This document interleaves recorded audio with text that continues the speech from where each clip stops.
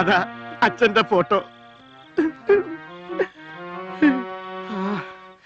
അച്ഛൻ മരിച്ചതിന് ശേഷം എനിക്ക് ആകെ ഒരു ആശ്വാസം ഉണ്ടായിരുന്നത് എന്റെ രാധമോളായിരുന്നു.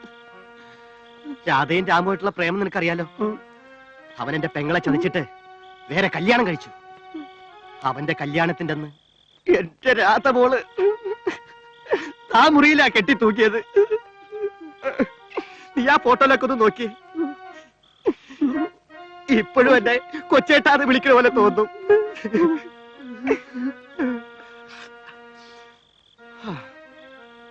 ആ, നീ ആകെ പേടിച്ചു പോയല്ലേ? ഞാൻ നിന്റെ സകല മൂടും കളഞ്ഞു. ആ പിന്നെ ഇതാണ് എന്റെ ഫോട്ടോ. എന്താടാ നീ നോക്കുന്നത്? മരിച്ചവർ ഇതുവരെ കാണാത്ത പോലെ.